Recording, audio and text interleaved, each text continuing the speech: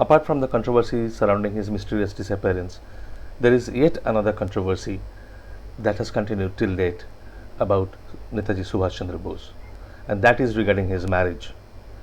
There is still a controversy, there is still a question mark whether he ever married or not.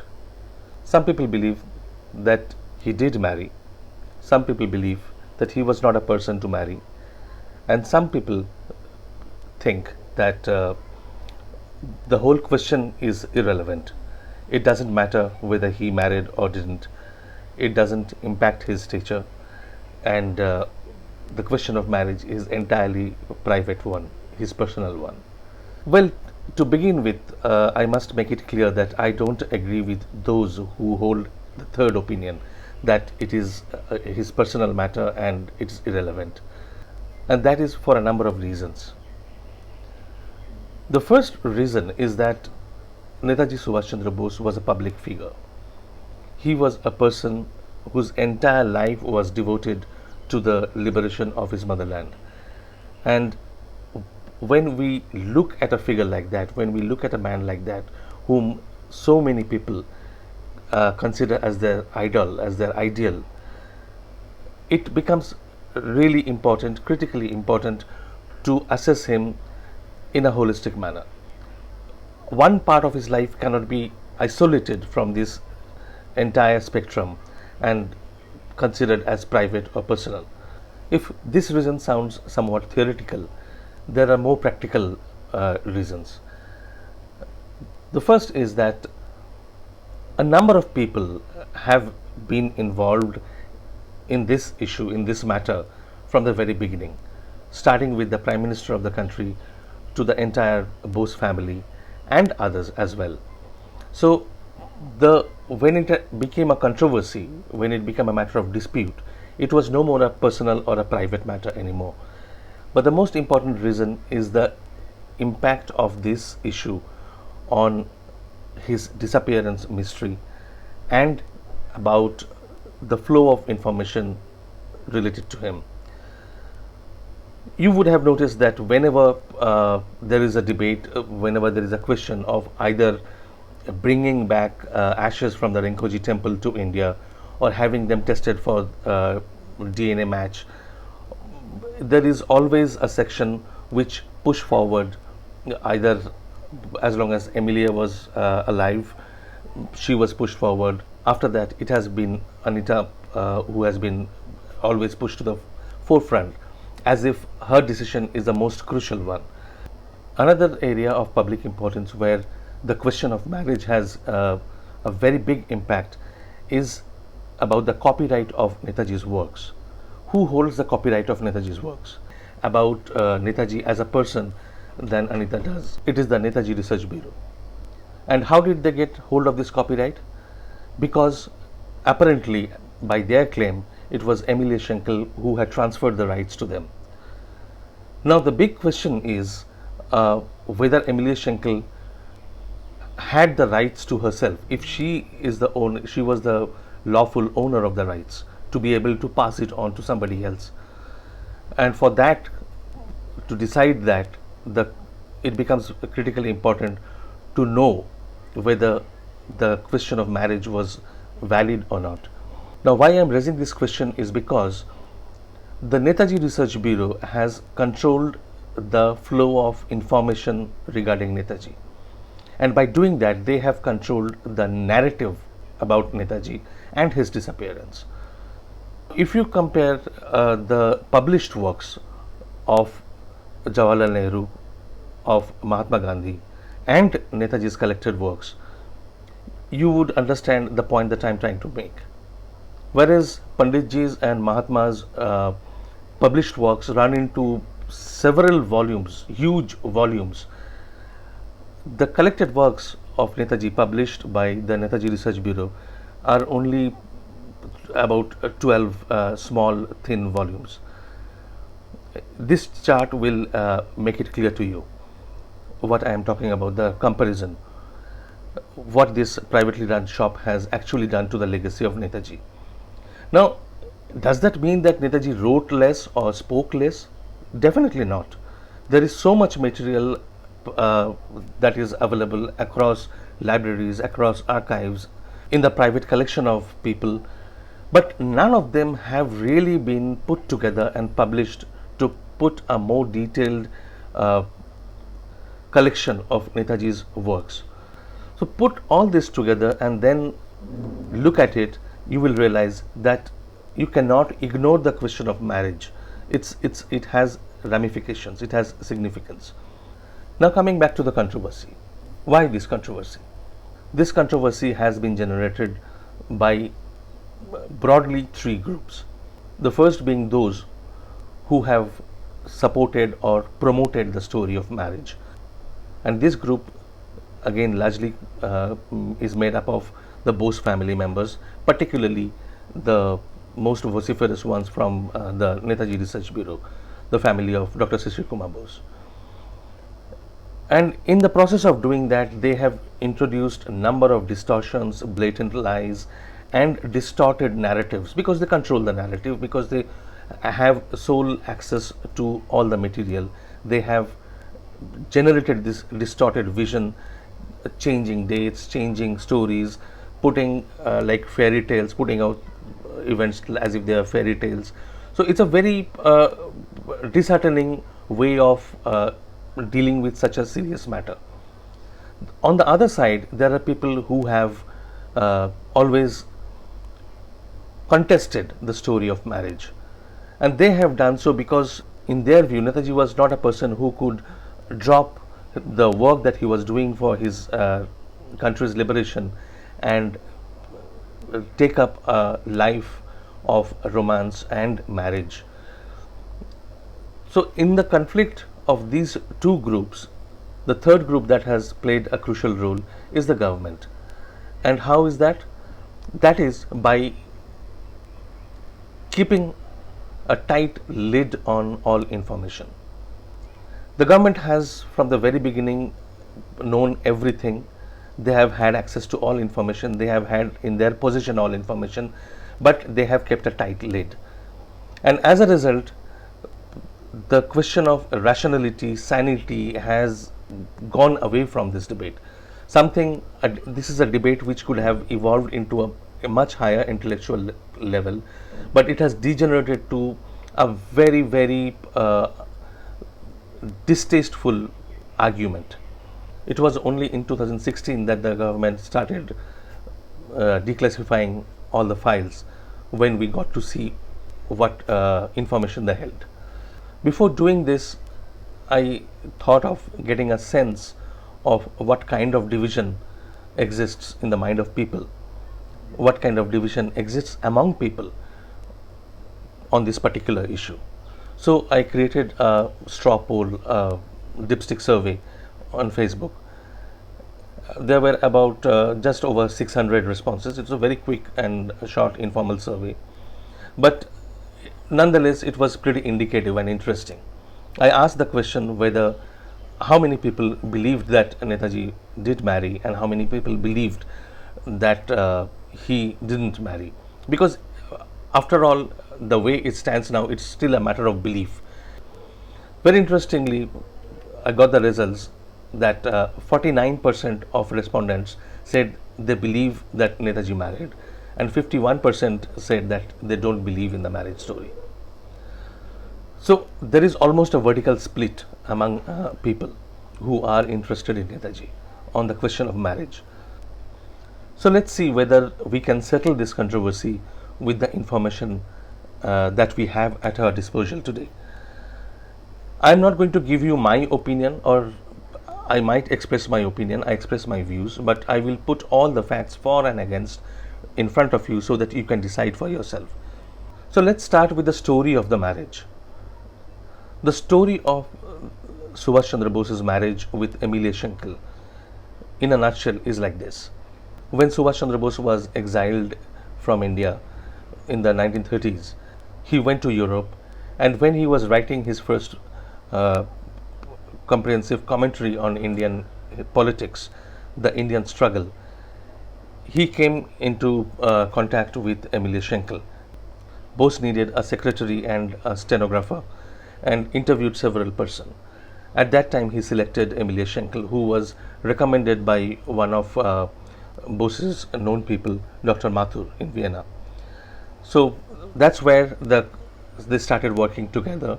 And if you look at the Indian struggle, you will see that Subhash Bose actually acknowledged Emilia Schenkel by her name uh, for her contribution. So the story is that this professional relationship gradually turned into friendship, and then an element of uh, romance got into it. And after Subhash Bose escaped from his home internment and went to Germany, again they got back in touch, and their daughter Anita was born in 1942. After that, Subhash left Germany and went to East Asia. So this is the official story. Of course, I mean, the official story also adds that Subhash died in a plane crash in 1945, and it has the Netaji Research Bureau has done its best. They have tried their best to portray that Emilia Schenkel also believed that Netaji died in the plane crash, although that is absolutely rubbish. The next part of the story is how the news of this marriage, or so-called marriage, came to India. The news of Netaji having married and left behind a child reached India sometime in mid 1947 through a chemist who lived in Vienna, who had known both Subhash and Emilie. His name was Dr. Abdul Hafiz Ahmad. Dr. Ahmad, after informing Pandit Jawaharlal Nehru about Emilie and the child, wrote a brief note for him mentioning the key points about their state of affairs in Vienna at that time. He informed Nehru that the late Mr. S.C. Bose has left his testament with the mother of the child, and it now appears that she was married to him. She has this testament with her, and probably a copy of it can be had, but of course it is not quite easy to get it through post. The child is now 4.5 years old. About the parentage of the child, there is no doubt now on account of the great resemblance which the child bears to the father, the testament, and the confirmation of the mother of the child.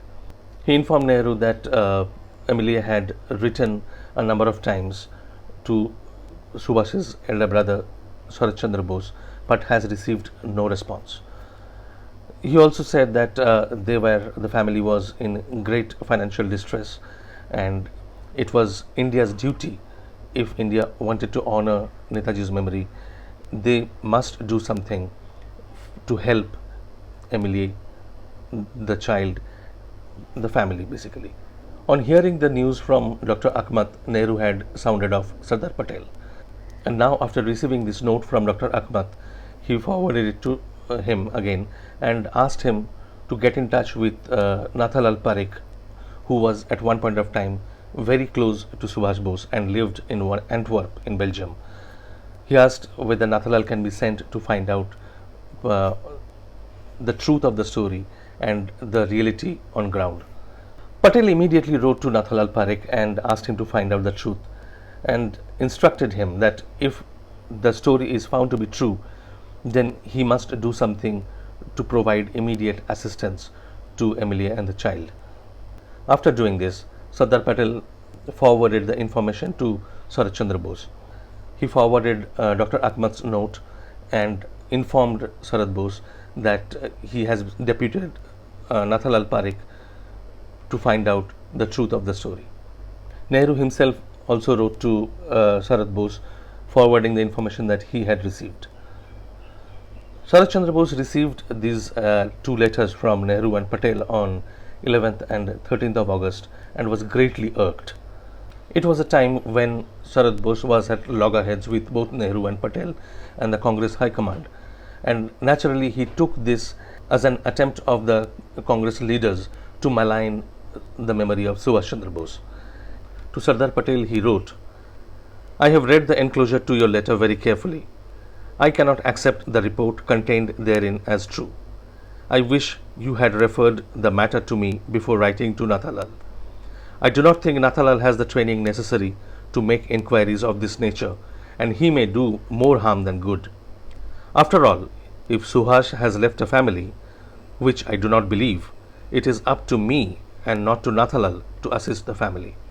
Now, while we are on this topic, I will give you a small example of how information controlled by the Bose family results in distortion of information. This correspondence between Sarat Bose and Patel was published for the first time in a book published in 2016 by one of the granddaughters of Sarat Bose, Madhuri Bose. She reproduced the letter, the correspondence, this communication, but very conveniently removed the part where Sarat Bose expressed his disbelief. Obviously, I mean, it is embarrassing probably, or whatever the reason, but it is absolutely unacceptable when a book is being posed, is being shown as a scholarly work, and silently certain parts of letters are taken out with a vested interest. That is absolutely unacceptable. But this is the story of the Bose family, how they have controlled and distorted the narrative about Netaji. We will see many more examples as we go on, but this is just the beginning. In fact, when Madhuri Bose wrote about this in 2014 in the Outlook magazine, there also we can see these kind of distortions, where she claimed that when Nehru and Patel wrote to Sarat Chandra Bose, they did not mention that Subhash was married to this lady. But as we see from the correspondence that Nehru and Patel forwarded Dr. Akmat's note to Sarat Chandra Bose, which clearly states that they were married. In the meantime, Nehru got in touch with A.C.N. Nambiar, who was in Zurich at that time, to find out more information. Now, A.C.N. Nambiar had known both Nehru and Bose for many years, and he was Netaji's second in command in the Free India Center in Germany. So obviously he had seen things from very close quarters and had known Emily also. On being asked by Nehru, Nambiar sent a very detailed note to him dated 12th August 1947. Nambiar wrote to Nehru that the main facts of the case mentioned by you are well known to me. Indeed, I happen to be one of the very few to whom many of the essential facts relating to the case are known. It is true that the person bearing the name of Miss S, mentioned in your report and a resident in Vienna, is the mother of a child. Miss S still carries her own name, no marriage enabling a change of name being known to the authorities of the land of her residence. B has accepted a fatherhood of the child. Obviously, Nambiar meant Bose by B. The child is in good health condition, according to reports quite intelligent, and bears a very marked or strong similarity to B. The child is a girl. B, it would appear, has given a note to S prior to his departure from Europe, affirming a sort of Hindu marriage with S, useful for an eventual legitimation of fatherhood. And then Nambiar explained why Subhash Chandra Bose wanted to keep this matter secret for the time being. He wrote, B did not want the fact dealing with his private life in question to be published at the time of his departure from Europe, owing to the German marriage laws prevailing then, and other considerations both of a family character and political nature. I am stating views I could gather as held by him. Nambiar also wrote that I am able to affirm that B was very deeply and seriously attached to S, and in Europe no other woman entered the same way his life. S was, to my knowledge, intensely devoted to B. In view of this secrecy maintained by Netaji, Nambiar suggested that the matter should be dealt with very carefully and in a very sensitive manner. He informed that he had already written to one of the nephews of Subhash and given some hints. This nephew was Omiyanath Bose, Sarat Chandra Bose's son. In fact, Nambiar again wrote to Omiyanath Bose just a week after writing to Nehru. This letter written by Nambiar to Omiyanath Bose was in fact intercepted by the Bengal police, and a copy of it is available in the files released by the Mamata Banerjee government in 2015. On 22nd August, Jawaharlal Nehru forwarded Nambiar's note to Sardar Patel, and also told him that I had informed Sarat Bose of the information received by me, but he refused to believe it. The letter intercepted by the Bengal police was forwarded to the Intelligence Bureau in Delhi. The Intelligence Bureau, through the security liaison officer who represented the British government in the intelligence system in Delhi, further forwarded it to MI5. And MI5 had no difficulty in making sense of this letter written in coded language, cryptic sentences. They knew very well what he was talking about. Although it was not able to identify all the characters, they knew the crux of it. In fact, the MI5 note at that time reads,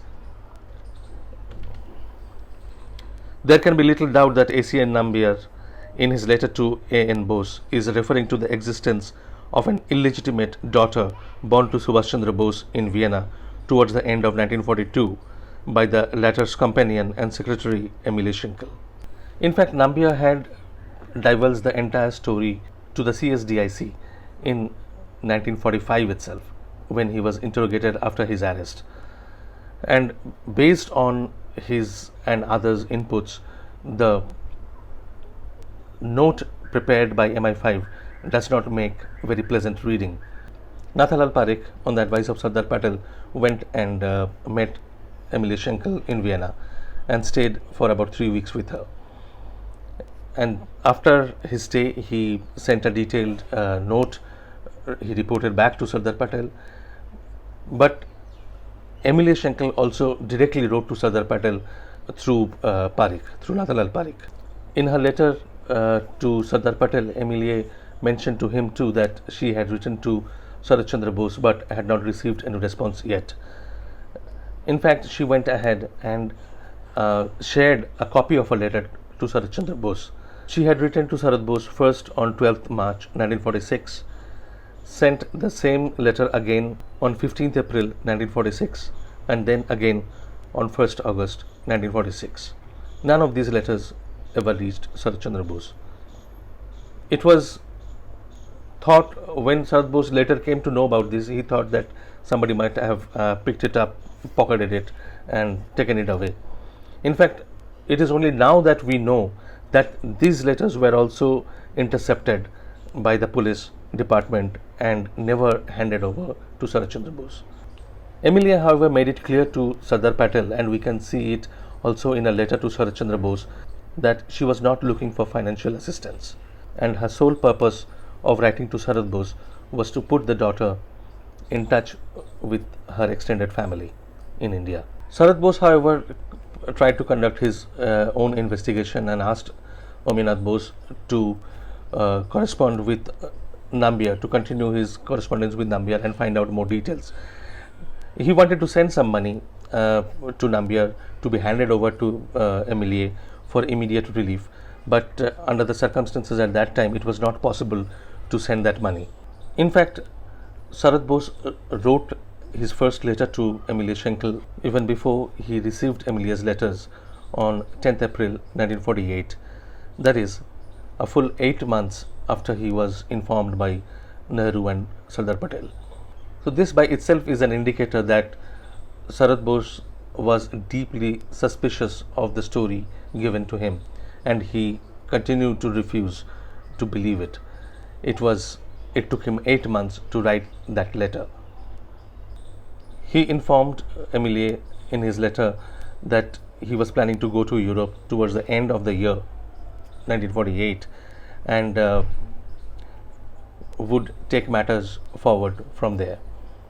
Before writing to Emilie, of course, he had received the photographic copy of Subhash Chandra's handwritten letter to him announcing his marriage and the birth of a daughter through Nathalal Parekh. Emilie responded to Sarat Bose's letter on 17th May 1948, and Sarat Bose too responded to Emilie's letter on 7th July 1948. In that letter, which was his second letter to Emilie, he also made it clear that he had not found the account given by Habibur Rahman of the plane crash in which Netaji was alleged to have died a very convincing one. He didn't believe that story of plane crash. Something odd was happening around the same time. Much before Sarath had written to Emilie in April 1948, one of his nephews, Aurobindo Bose, who was the son of Suresh Chandra Bose, had actually gone to Vienna and met Emilie there in September 1947. He had come back with photographs, with manuscript, written material of Subhash Bose, but nobody in the family seemed to have any idea. In fact, it appears that Sarath Bose got a hint of this only when Emilie responded to his letter in May 1948. So the story of the marriage was known within the family, but Sarath Bose, who was practically the head of the family at that time, was not informed. Sarath Bose finally went on to meet Emilie in Vienna towards the end of 1948, when he went there with his wife, son Sisir, and two daughters. And that is when Emilie handed over the original letter written by Subhash Bose to Sarath, and he was convinced about their relationship. Although the story of Subhash, Emilie, Anita was known to Pandit Nehru, Sardar Patel, and Sarath Chandra Bose, his children, and some other members of the Bose family, it took some time to come out in the public domain. Actually, the story started leaking in the press after Sarath Bose's visit to Vienna, but not in the Bengali or the English press. It was mainly in the Urdu and Hindi press that the story started coming out. The story really was splashed in a big way when Aurobindo Bose's version was published in the Hindustan Standard on 5th May 1951. That's when photographs of Emilie and Anita were published and their details given. People were obviously shocked by the sudden announcement in the newspaper, and a controversy erupted. And according to an account published in her recent book on Netaji and Emilie by Krishna Bose, as the controversy erupted, it became necessary for the family to make a more authoritative announcement. Sarath Chandra Bose was dead by that time, so Sarath's wife Vibhavati made an official statement and released Subhash's handwritten letter to the press. That's how the entire matter came into the public domain. So this is the story of Subhash's marriage as it stands officially, and the story of how it reached India. Now let us take up the objections to this story, to this narrative, one by one, and in the course of it we will see what all Netaji's own family and the government of India did and said to control the narrative. The first controversy about this narrative of marriage is about the date of marriage. Certainly, if there was a marriage, there will have to be a date. So, on which day were Subhash Chandra Bose and Emilie married?